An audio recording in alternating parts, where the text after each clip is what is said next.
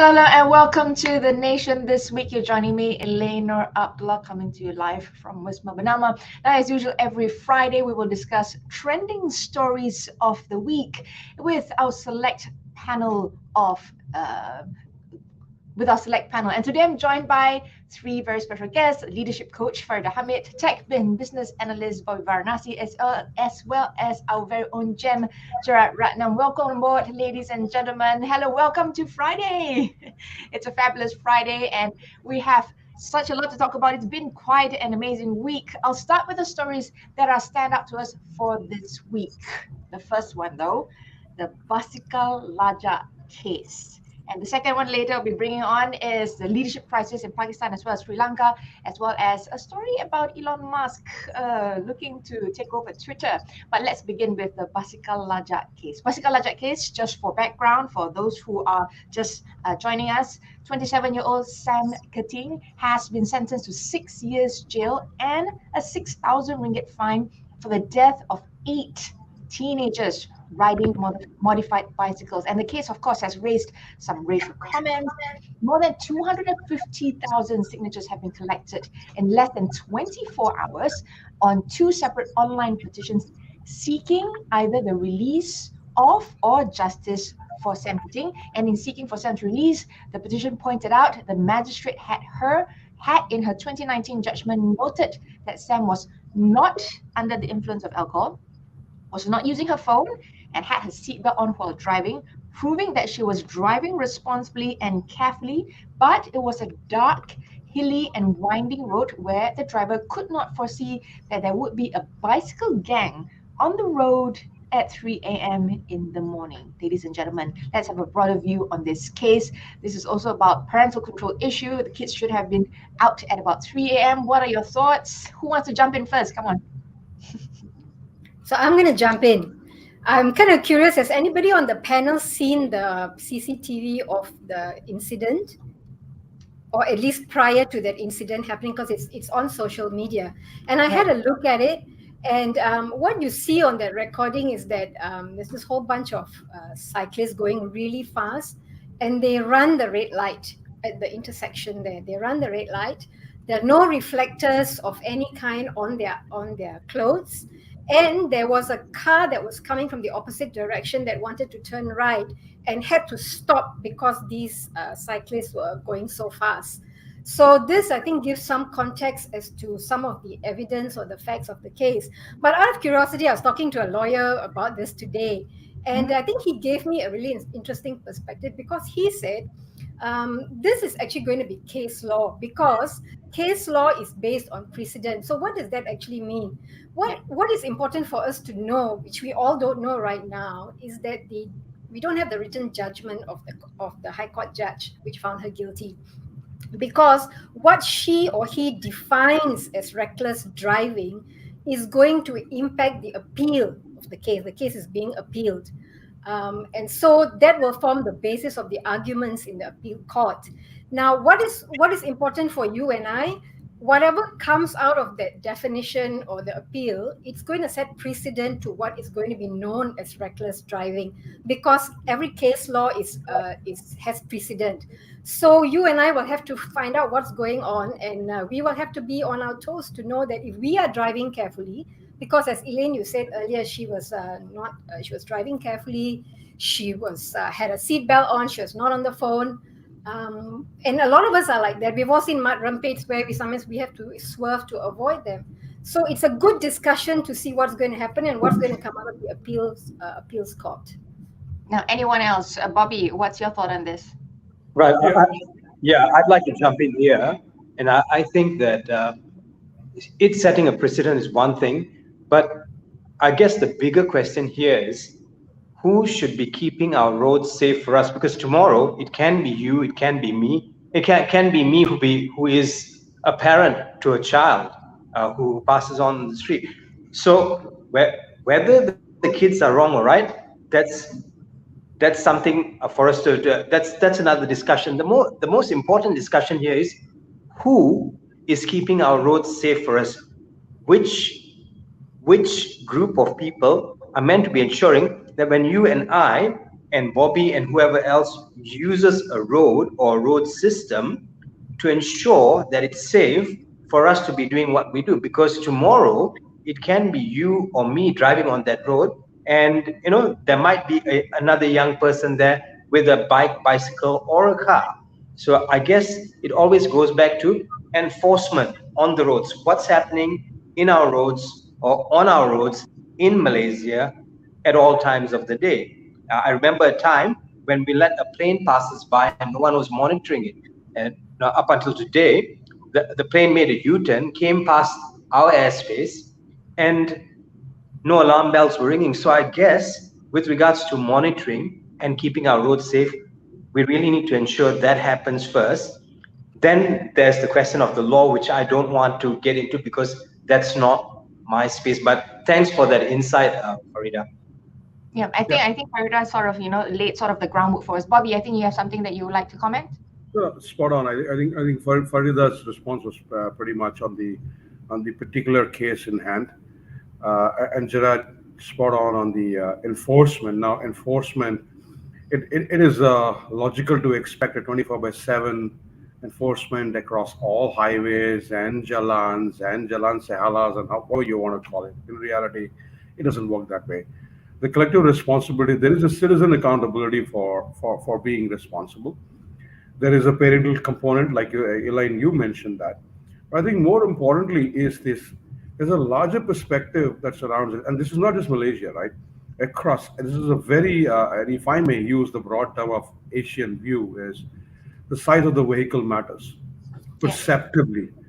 Perspective and perception-wise, size of the vehicle matters. So it's like guilty until proven innocent, as opposed to the other way around. Yeah. Our law, thankfully, and Malaysian law is very strict and stringent, does not take that view. But the community judgment that's already passed, and unfortunately with social media, I agree with you, Faridah, on what we have seen on social networks. It's already been, she's been made to be the murderer of, eight kids less than 16 years of age. So it's not as straightforward. What I see this is a function of education. I drive to Penang every 2 weeks.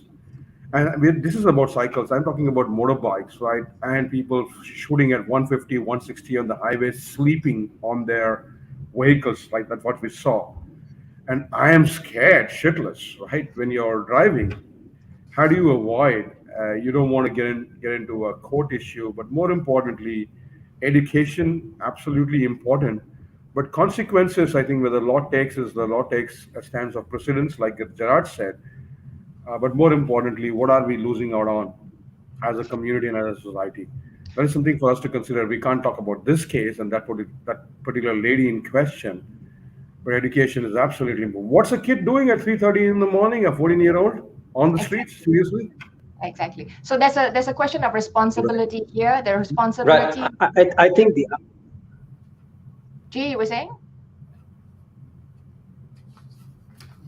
Yeah, so I think we're lagging, and just as I get in, I just want to say this one bit, that now we need to be sensitive as to how we talk about it, because people are using this opportunity to make it, to bring about more racial divide. I think there's no racial divide here. I think we really need to look at the situation as one of us being on either side of this thing, whether we're a parent or whether we're a person using the road. And we need to comment that we have our conversations that way and make sure our conversations are healthy enough to bring something productive forward or moving forward with regards to looking at it as a precedent, and how are we going to set our laws in a proper space for us to be able to not get into problems like this anymore. Exactly. So at the end of the day, as I was about to wrap this conversation, responsibility of anyone using the road is individual responsibility. You cannot blame someone else for someone else. If you're on the road at 3 a.m., you have to be responsible. What are you doing there at 3 a.m.? You should not be obstructing the road. There should be safe space. So we will see how this case progresses, and of course we'll follow, and then we'll have more updates on this. But Faridah, I'd like to jump into your topic conversation this week. Would you like to highlight what has been on your mind this week? Yeah, I want to share this story about the recall of the 2 senior diplomats from Dubai. from the UAE. This is our Malaysian ambassador and the consul general. This is related to a story where PM Ismail Sabri went to Dubai at the end of March, where he was there for the closing of the Dubai Expo and to, visit all the Malaysians who were there, the Malaysian pavilion. This story actually has been going on for more than a week, and it's picked up pace because there's been a lot of leaks about what actually happened, about why these two senior diplomats were called back with such haste. The story really is, as BERNAMA has reported, one of the key issues was that when the PM arrived in Dubai, he was not given a state welcome. He ended up actually at the arrival hall waiting for passport and immigration clearance, like most of us can relate to, and that took a long time. There was also no senior UAE officials to welcome him. So, in a nutshell, there's been a lot of accusations going back and forth about who messed this up logistically and administratively. Wisma Putra has come up with a statement that says that it's very normal to have this recall back. In layman's term, that pretty much just means that move on, people, there's nothing much to see here. But I take issue with that simply for the fact that that is poor communication to the public, because the reality is there's so much of leakage that has going on, and that kind of no comment is very much 1960s, 1970s type of communication, media communication. So I think that one has to be resolved. I think government agencies need to get up to speed about how they're going to address the media as it is today. But putting that aside, I just wanted to address the communication issue, because that's the communication and leadership issue, because that's something that I talk about and I teach a lot. And I'm just going to keep it very simple to three main areas. I think this is a classic case study of a communication breakdown, and there's three layers of it. The first is internally, because what happened is, by all accounts, it was handled poorly. And I look at the ambassador and the consul general this way: they have been humiliated. Whether Wisma Putra said anything or not, they've been humiliated. They are career diplomats. They've been there for a long time. So their reputation is at risk with the international community, with their colleagues, with their staff and their families. That's one. Secondly, agency to agency, Wisma Putra and PM's office. The million ringgit question is, who knew what when? Who made the decisions, and is there a paper trail about who made those decisions? We don't know. And finally, I think this perhaps is the most important thing. I think government to government, this affects our nation's credibility, because the Dubai government says they did not know about the PM's arrival, and to their credit, they have apologized to the Malaysian government. It is an embarrassment to us and to them. But I think the issue at the heart of it is, a lot of people are saying the Foreign Affairs Minister has not issued any statement. He's not said anything about this. So I'll just end this by making this observation. If I was the media strategist, I will tell the Foreign Minister Saifuddin, who has not made any comments. He's been tweeting about other stuff on Twitter, but I tell him this: as the Foreign Minister, you have to say something, because you're the leader. The buck stops with you. If you don't say anything and you leave your staff to hang, that is not good for them, not good for you. So the issue with Malaysia is that a lot of times we see politicians who don't say anything, and they don't take control of the narrative. And so I think we'll just have to see, your guess is as good as mine as to how all this is finally going to end. Anyone else has any comments on this? Gerard, Bobby? Yeah, I would say that this is an unfortunate. Let's not blow it up out of proportion. It appears to be an absolutely unfortunate lack of coordination, and whether it is the ambassador or the consul general, and the UAE government, their ministry officials, their external affairs ministry have never ever been accused of, giving any head of state a cold shoulder. Never in their last 50, 70 years, right, of their existence as an independent nation. It's a little difficult to, bite the bullet and say that, okay, they messed up because they don't like Malaysia anymore. I've seen a lot of random conversations going on. There are coordination issues. These things are coordinated. What we are not looking at is there's a World Government Summit going on. And that's one of the bigger reasons why our Honorable PM also went there. So let's understand the larger context. His departure was phenomenal in terms of the UAE government giving him the right, state of honor kind of response. So it's just a comms breakdown. It seems to be somebody dropped the ball and then it got blown out of proportion. Let's just move on, right? We can talk to Kingdom Come. Did we get disrespect or not? No, I don't think anybody intended any disrespect. Nobody wanted to do it. Let's not blow it out of proportion. Simple as somebody messed up. Let's move on. All right. We'll quickly wrap to the next one because we're running out of time. But G, would like to bring up your story that you'd like to highlight this week first. Gerard? Yeah. So this is something that happened to me last week, and it was with my account with an international bank. International bank based in Malaysia. I don't have offshore accounts here. Please don't get me wrong here. Just that.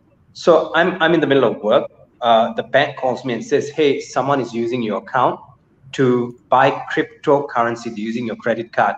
Wow. Can you please? We want to help you sort it out now.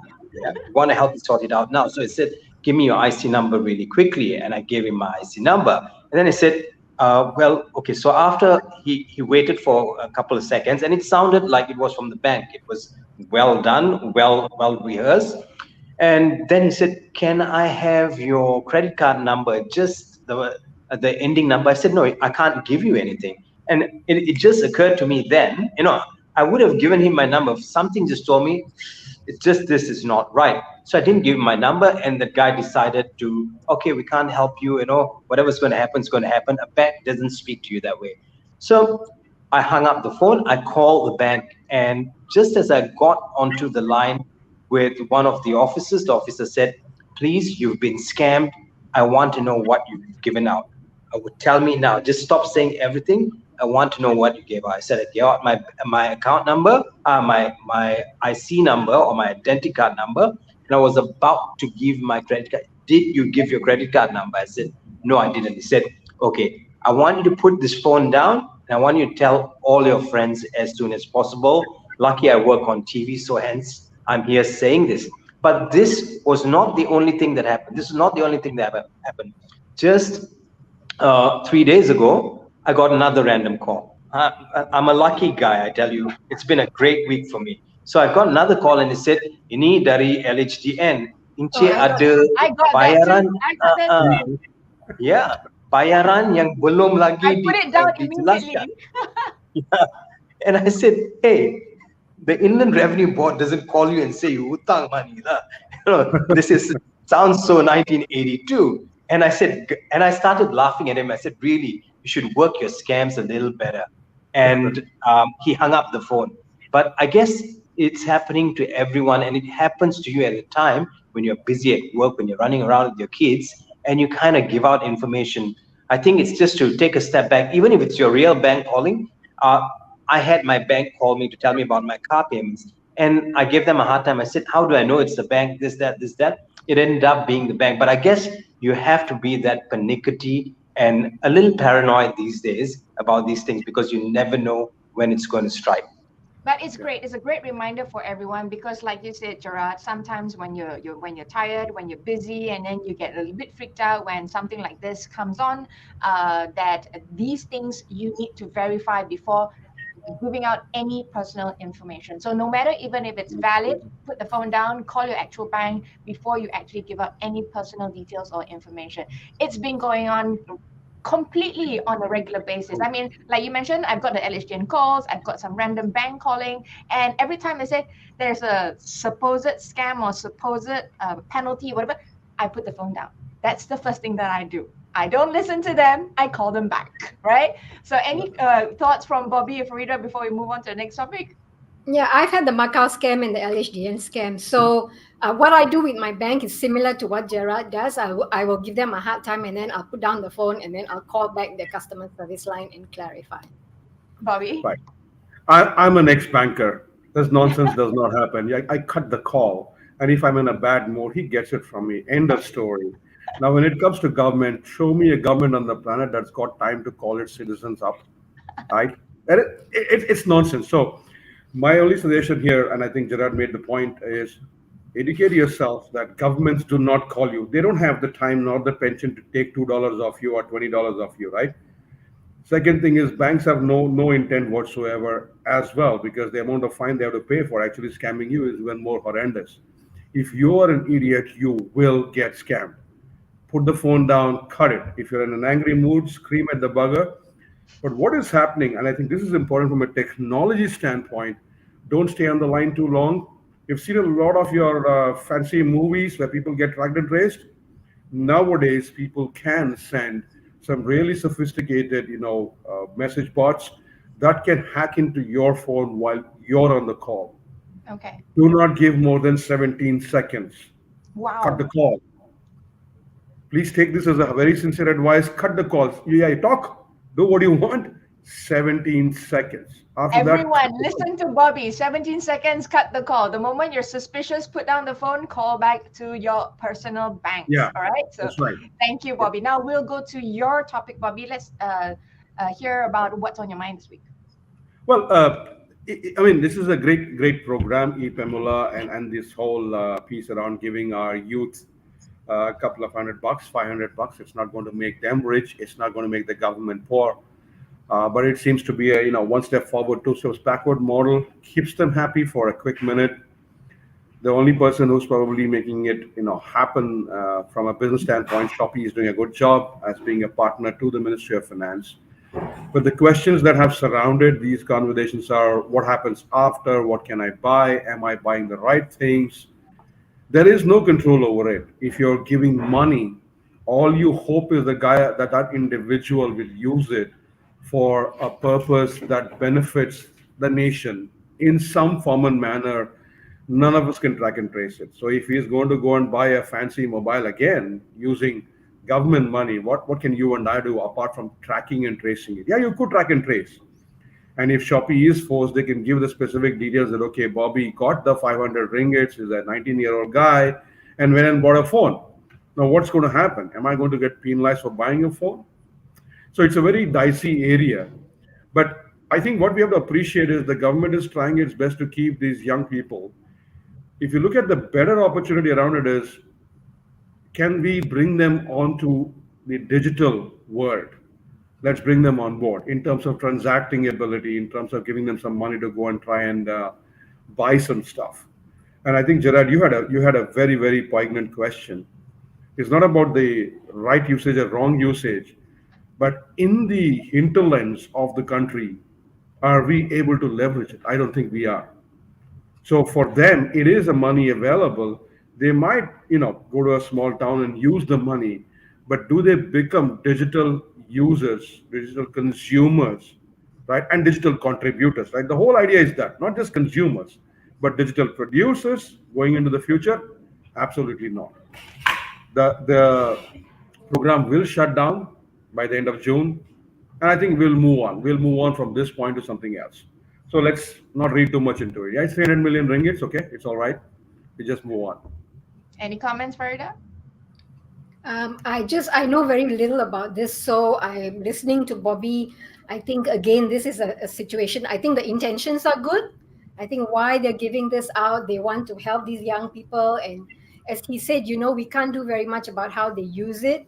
I don't know whether there's going to be any kind of tracking. I'm not sure what the metrics about how this is going to pan out. Are they keeping track? Which I don't think they can. But again, coming back to this, we seem to be very much touch and go sometimes with some of these policies and the giving of money. And I think it has to be a little bit more strategic, a little bit more thought out about how this is going to pan out and whether we are giving it to people who really deserve it. So, I don't know what's going to happen to this. As he said, it's ending in June. So we'll see if there's any report that comes out about how the money was used, or if Shopee can give some insight into what they have learned from this exercise. Any comments, G? Gerard? For me, anything that's going digital, I think, just to wrap my head around this concept, the other day I logged into the computer and the computer asked me if I'm a robot. So, when things like this happen, I start to wonder about where we're heading as a species. Now the computer is asking me if I'm a bot, and that's not funny anymore. So I worry about these things. I come from the electric dreams era, I'm worried that computers are going to take over the world. I blame Hollywood, but let's now quickly before I close, I want to touch a little bit Can I about just say- Elon Musk. Sorry. No, I just wanted to jump in about the robots. Now, I had a chat with an AI a couple of weeks ago, and it just blew my mind as to how responsive the AI was. and intuitive, right? It's like very you're talking to a intuitive. real person, right? Yeah, but Well, you I may think want to do a I program found it on. fascinating. You may want to do a program one of these days on what is called the greatest good for the greatest number. That's when you'll get to the details of what Gerard's talking about. But another day. I think I've also run out of time to talk about Elon Musk, but just a quick mention that Elon Musk has, of course, placed a bid for Twitter. So the question about, controlling content, about talking about free speech with regards to regulation, those are questions that we want to talk about. Maybe we'll have that conversation for another day. But in closing, it is Friday. Any final messages before we close for the week? Anyone? Geez, good. Please don't waste food for Buka Puasa. There's been reports that a lot of food wastage during Ramadan. So just making a call out to everybody, please do not waste food. I would look Right. at this one big statement. Why Elon Musk is spending $41 billion has nothing to do with money, but it is about shaking the global footprint of how we as humans live. It's nothing to do with profitability and all this stuff. It is about really bringing access to the humans, right? So it is going to be an interesting story. It is. Right. It is. G, you wanted to say something? Yeah. It's Good Friday for a lot of Christians, making its way to Holy Saturday and Easter Sunday. So happy Easter to those celebrating Easter on Sunday, and Salam Ramadan for those who have come this far in Ramadan. Have a fantastic weekend. Yeah. Thank you all. Thank you for the conversation this Friday. Bobby Varanasi, Gerard, Ratnam, FARIDAH, HAMEED on The Nation this week. That's all the time that we have. Thanks for staying with us till the end of the session. Have a fabulous weekend. We'll see you again next week. Bye for now.